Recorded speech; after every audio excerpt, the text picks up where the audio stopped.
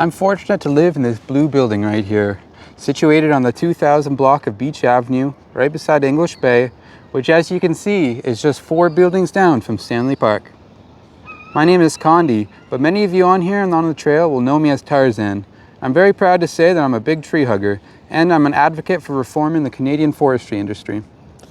I received this letter right here in the mail today, titled "Government Logging Contractors Are R***ing Our Stanley Park." And I've carefully investigated both sides of the story over the last 2 weeks since I first heard about these allegations and came up with a conclusion about what is actually happening here. With the help of an anonymous individual who's been flying a drone over these heavily affected areas, as well as going in on foot after working hours through every one of these areas, they've produced lots of videos and photos to document it. But to get to the understanding of what these allegations are and where they stem from, we have to understand both sides of the argument. On the side of these allegations, it's turned out through a Freedom of Information request of the Blackwell report, despite there being a requirement to internally document every tree being removed and from which area, the park board and the contractors doing the work have actually failed to be doing this, and have since been denying requests to speak about it publicly. On top of this, there's also the findings that Ken Sim's ABC party is trying to dismantle the park board in order to have the park managed by the city instead, something that I also don't support.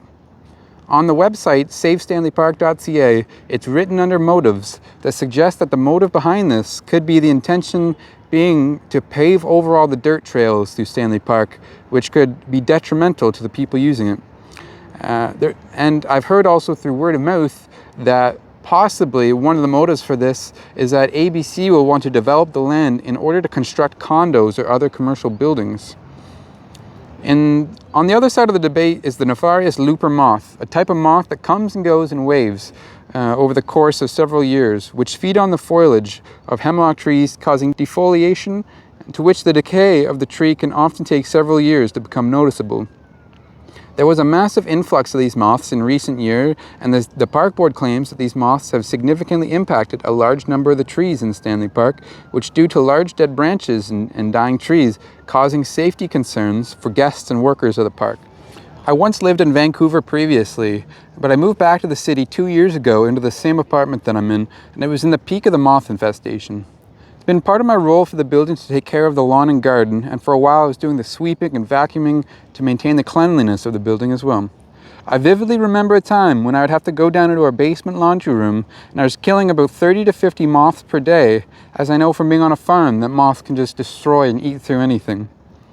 You could walk into Stanley Park and you would see thousands of these bastards flying around everywhere and blanketing entire trees.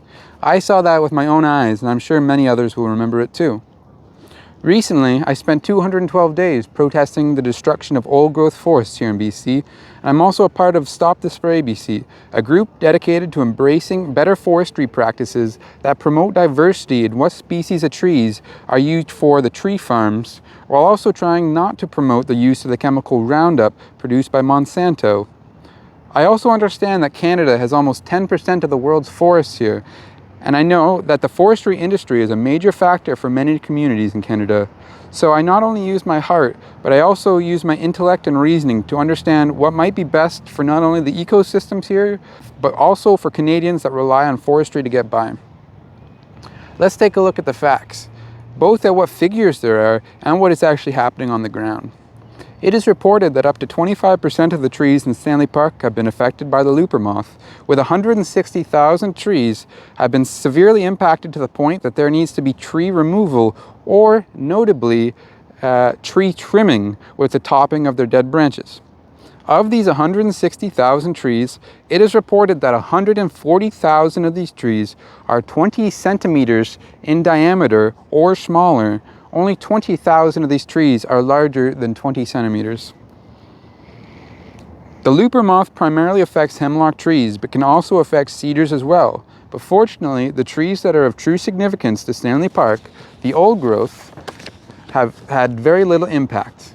If you're to walk into the areas that they've cut, which for legal and safety reasons I can't recommend you do, you can see for yourself that most of these areas, it's very small trees that have been cut, With the exception of these mini cut blocks by Prospect Point, the area which has been most heavily affected by the moths, you can see that they are bigger trees, around 2 feet in diameter, but there are very few that are larger than that, with the biggest stumps there being about 3.5 feet in diameter. And once again, you may be able to say, oh, they're removing the trees, you can't see them all at once. But you can see the stumps of the bigger trees that they're leaving. They're not removing those stumps, at least not right now. I can't imagine they are going to remove them.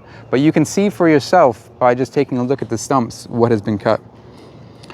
This anonymous individual who has helped us has spent 6 hours just in one day going through the park into every single area that's being cut. And I can assure you that they thoroughly took a look at every path and area. And I have lots of videos and photos that they shared with me that I will share as well. They even flew a drone overhead to get a view from the sky to investigate any potential hidden sections, which none were found. This person is anonymous because with all the helicopters and the seaplanes going by, and I believe with the eagles in Stanley Park, you're not allowed to legally fly a drone there.